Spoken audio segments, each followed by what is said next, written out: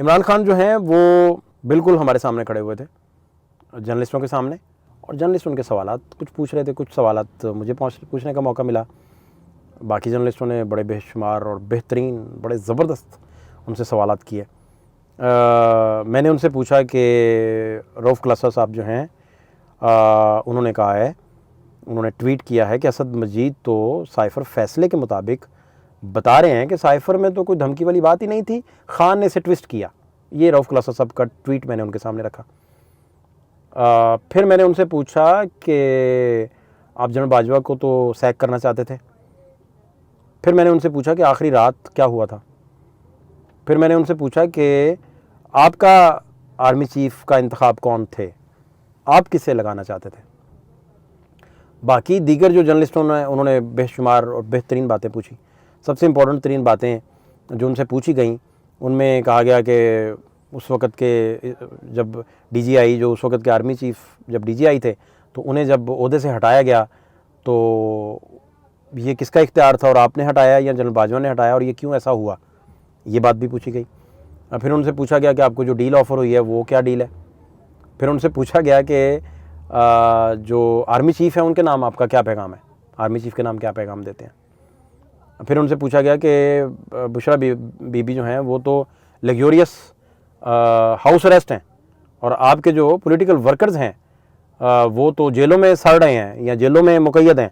इस पे आपका क्या, डॉक्टर यास्मीन साहिबा हैं, बाकी दीगर लोग हैं, ये जर्नलिस्टों ने जो सवाल किए, ये सवाल पूछा, ये सारी चीज़ें पूछी गई। सबसे पहले मैं कुछ उनके जवाबात ताकि आपको बता सकूं। सबसे पहले तो फिर उनसे यही पूछा गया ना कि डील क्या ऑफ़र हुई आपको। जर्नलिस्ट हैं एक, उन्होंने पूछा कि आपको डील क्या ऑफ़र हुई, तो उन्होंने कहा हाँ डील मुझे ऑफ़र हुई है, और हमें ये कहा गया था कि आप 3 साल कुछ ना करें, 3 साल खामोशी की ज़िंदगी गुजारें और बनी गाला चले जाएं, चुप करके चुप हो जाएं। और फिर वो किसके ज़रिए रब्ता हुआ, किसने रब्ता किया, वो कहा नहीं इनडायरेक्ट रब्ता था। और किसके ज़रिए, उनको बुशरा बीबी साहिबा के ज़रिए, उनके ज़रिए रब्ता किया गया। और आपने फिर क्या जवाब दिया। अब ये टुकड़ों में बात हुई, एक सवाल एक जगह है, दूसरा सवाल दूसरी जगह है, तीसरा सवाल चौथी जगह, चौथी पाँचवीं, इस तरह। वो मैं इकट्ठा करके आपको सीक्वेंस वाइज नहीं, अब मैं आपको बता रहा हूँ इन जनरल क्या हुआ। तो उन्होंने कहा जी वो तो बुशरा बेगम के ज़रिए रब्ता हुआ था और इनडायरेक्ट रब्ता था, और हमने उस पर, आपने क्या कहा उस पर। हमने कहा कि हम तो डेमोक्रेटिक प्रोसेस को नहीं छोड़ेंगे और हम ये 3-3 साल की बारियां नहीं ले सकते। अच्छा, अब रऊफ़ क्लासा साहब वाले बात जो मैंने पूछी उनसे कि असद मजीद साहब वाला, तो उन्होंने कहा कि असद मजीद साहब जो हैं वो शाह महमूद कुरैशी साहब को उन्होंने बताया कि मेरे सफारती करियर में इस तरह का मैंने साइफ़र नहीं लिखा। और सबसे बढ़कर ये कि क्या धमकी नहीं थी कि एक प्राइम मिनिस्टर जो है वो उसे दबाव का सामना करना पड़ेगा, और फिर अगर उसमें धमकी नहीं थी, धमकी अमेज़ कुछ नहीं था, तो हमने उसको फिर डिमार्च क्यों किया, ये बात उन्होंने बताई। फिर उन्होंने कहा कि PMLN जो है वो इलेक्शन कमीशन ऑफ पाकिस्तान के साथ मिलकर इलेक्शन हैक करने का प्लान बना चुकी है, और मैं पीपल्स पार्टी से भी कह रहा हूँ, मैं जमात इस्लामी से भी कह रहा हूँ कि वो तगड़े हो जाएँ और अपने जो पॉलिटिकल एजेंट्स हैं और जो पॉलिटिकल वर्कर्स हैं उन्हें तगड़ा करें, नहीं तो ये मसला जो है वो आपके हाथ से निकल जाएगा। मैंने उनसे पूछा कि आसिफ जरदारी साहब जो हैं वो, उन्होंने आसमा जहांगीर साहिबा ने आसिफ जरदारी साहब से पूछा, उनके प्रोग्राम में आसिफ जरदारी साहब ने कहा कि हमें ऑफ़र हुई थी, हमें कहा गया था, एतमाद के दौरान हमें कहा गया था कि हमें बचाएं, पीपल्स पार्टी से इमरान खान साहब ने कहा था कि हमें बचाएं, तो हमने उन्हें कह दिया था कि आप लेट हो गए हैं। तो मैंने पूछा कि आसिफ जरदारी तो कह रहे थे कि आपने रब्ता किया उन्हें अदम एतमाद के दौरान और कहा है कि आप उन्हें बचाएं, तो वो कहकहा लगाया उन्होंने, और कहते हैं कि वो तो क़यामत का रोज़ होगा जब मैं आसिफ अली जरदारी साहब से कहूँगा कि मुझे बचाएं। मैं तो नहीं, ऐसी कोई बात नहीं हुई। अच्छा, ये बातें हो गई। फिर वो कि बेगम साहिबा हाउस अरेस्ट हैं, तो वर्कर्स आपके पॉलिटिकल जो हैं वो जेलों में सड़ रहे हैं, यास्मीन राशिद हैं, बाकी दीगर बड़े और भी ख़वातीन जो हैं। तो उन्होंने कहा हमने कब बेगम बुशरा बेगम के बारे में कहा था कि आप उन्हें बनी गाला में रखें, और हमने तो ऐसी कोई बात नहीं की, और ये हमारी चॉइस नहीं है, ना हमारी दरख्वास्त है, ना हमारी कोई डील है, और उनको वापस ले आएँ अडयाला, आज ही ले आएँ, अभी ले आएँ, हमें तो कोई मसला नहीं है। ये उन्होंने गुफ्तगू की। साथ तो उन्होंने कहा कि आप इसे कह रहे हैं कि ये एक लग्जोरियस जगह पे उन्हें रखा गया है, तो वहाँ ऐसा नहीं है। बनी गाला के एक कमरे तक उन्हें मुक़य्यद किया गया है, कैद किया गया है, बाकी उस कमरे को हवा उसकी बंद है, उसकी लाइटिंग बंद है। मीन टू से कि खिड़कियों के ऊपर वॉलपेपर्स लगा दिए गए हैं ताकि हवा और जो रोशनी आती है वो बिल्कुल ना आए, खिड़कियाँ भी बंद की हुई हैं।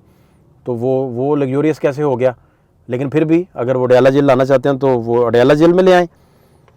अच्छा, फिर मैंने उनसे ये भी पूछा कि आप बाजवा साहब को सैक करना चाहते थे? तो उन्होंने कहा कि, बल्कि इससे पहले एक जर्नलिस्ट ने पूछा कि आप और जनरल बाजवा तो सेम पेज पे थे, तो ये एकदम क्या हुआ? उन्होंने कहा मुझे तो कुछ नहीं हुआ, ये जनरल बाजवा को कुछ हो गया और ये पूछे उनसे। बल्कि बातें करते करते उन्होंने कहा कि फिर वो तीसरी एक्सटेंशन के पीछे जब पड़े तो बीच में शहबाज शरीफ साहब आ गए और शहबाज शरीफ साहब का मामला उन्होंने वो थोड़ा बताया।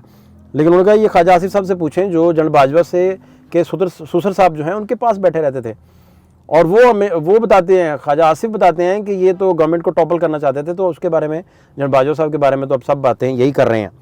ये बात उन्होंने की। मैंने पूछा कि आप उन्हें सैक करना चाहते थे, उसके बारे में आपका क्या प्लान था या क्या था? उन्होंने कहा नहीं, मैंने तो कभी उन्हें सैक करने का सोचा ही नहीं, ना मैं ऐसा कर सकता हूँ। और साथ ही मैंने कहा कि आपका फिर आर्मी चीफ इंतखाब कौन होते? अगर आप आर्मी चीफ लगाते तो किसे लगाते? उन्होंने कहा जी मुझे जब नदीम अंजुम साहब मिलने आए थे ना, और ये बताने आए थे कि आप साइफ़र पे बात ना करें और इदारों पर और साइफ़र पे बात ना करें, तो मैंने उन्हें कहा था कि आर्मी के किसी भी मामले में और इंटरनल मामला में मेरा कोई अमल दखल नहीं है और ना मैं कोई अमल दखल इसमें जो है वो मैं नहीं इंटरफेयर करना चाहता। और ये मैंने कहा फिर आप किसे लगाना चाहते थे?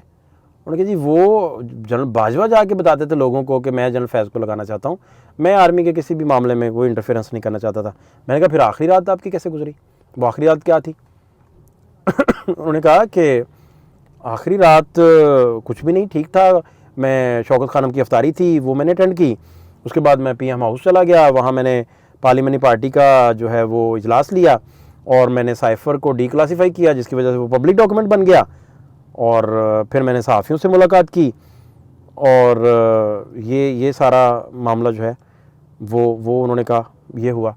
फिर वो जो रेहान ज़ेब जिनकी मौत हो गई, जो अल्लाह को प्यारे हो गए, कत्ल हो गए थे जो, उन पे उन्होंने कहा कि उनकी उनकी उनकी शहादत पे, ये लफ्ज़ उन्होंने इस्तेमाल किए, उनकी शहादत पे मैं बड़ा दुखी हूँ।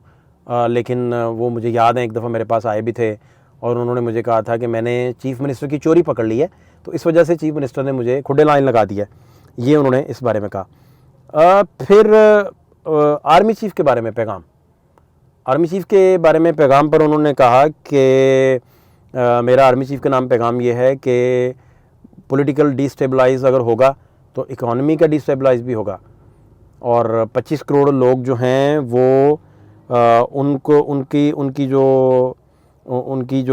उमंगें हैं और उनकी सोचें हैं उसके मुताबिक किया जाए। फिर SIFC भी जो है वो भी इकॉनमी को ऊपर नहीं लेके जा सकेगी। रूल ऑफ लॉ और सियासी इस्तेहकाम जो है वो इंतहाई ज़रूरी है। एक जर्नलिस्ट हैं इश्तियाक गोंदल, उन्होंने पूछा कि DGI को भी आपने जब आर्मी चीफ थे तो वो आपने चेंज कर लिया था, तो आपने किया था, जनरल बाजवा ने किया था? उन्होंने कहा नहीं, ये तो इख्तियार जो है ये प्राइम मिनिस्टर ही का होता है। कुछ और भी चीज़ें हैं बड़ी अहम समात को लेकर, निकाह और इद्दत के दौरान निकाह का जो मामला है उस पर, और कुछ ये हॉल कैसा है जहाँ अडयाला की ये सारी जो है वो प्रोसीडिंग्स जारी हैं। इसके साथ ही आप हॉल से बाहर निकलें तो पिंक गुलाब भी खिला हुआ है वहाँ, और रेड रोज़ भी जो मोहब्बत की अलामत है वो भी वहाँ के आरियों में खिला हुआ है, और अंदर प्रोसीडिंग्स भी चल रही हैं। ये कुछ और भी इसमें आपको वीलॉग्स के ज़रिए अपडेट मैं करूँगा अपने व्यूअर्स को।